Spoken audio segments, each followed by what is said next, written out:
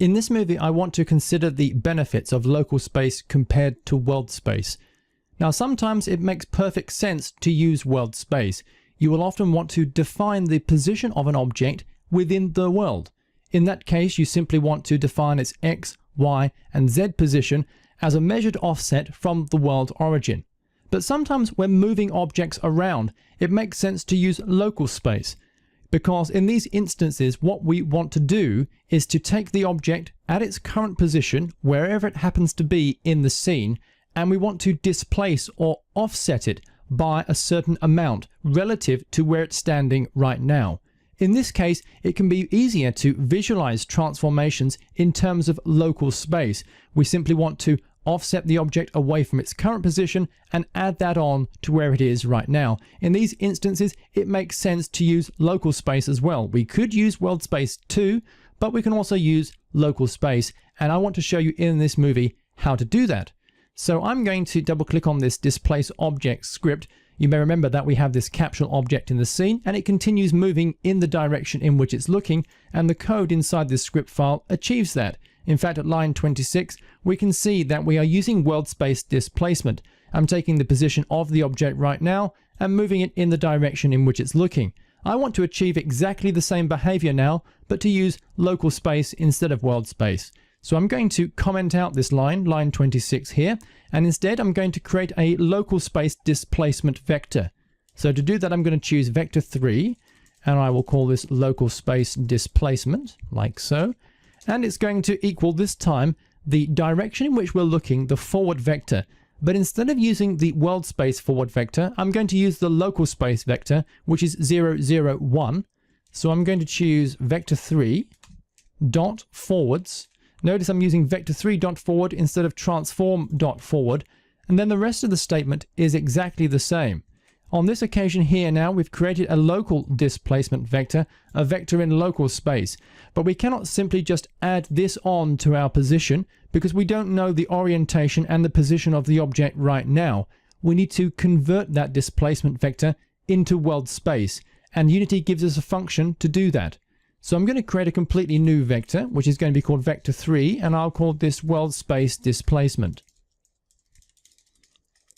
And I'm going to equal the transform component, and the transform component gives us a function which is called transform direction. You can see that listed here in the code completion dialog, and under the summary it tells us what it does, and that is transforms a direction from local space to world space. That is exactly what we need to do. So I'm going to select transform direction, and this function simply takes one argument as input, which is a vector in local space. So I'm going to take our local space displacement and plug that into the function, and it will convert that for us and put the result into this vector. And all I need to do now to transform the object just as it worked before is to add that world space displacement onto the position of the object. So I can simply say this transform dot position plus equals the world space displacement vector, like so. I'm going to save that code and close MonoDevelop, returning back to the Unity editor. Unity will compile that code, and remember, this functionality will work just as it did before. So if I select the capsule object here in the scene and I press play on the toolbar, you can see that the object starts to move around the scene, looking in the direction or moving in the direction in which it's looking. I could, of course, rotate the object a little bit, and it continues to move along that forward vector. But this time we're specifying the displacement in local space. So that's splendid. But I want to show you one more thing. There is in fact another way, and it's really quite a clever way in which you can convert a local displacement into world space. And that is by using the quaternion, or the rotation of the object. I'm going to bring back MonoDevelop here. So I'm going to open the displace object script file in MonoDevelop. And previously we've used this line 29, to perform the conversion. But there's another way that you can do this. So I'm going to comment out this line and add in a duplicate line for the world space displacement.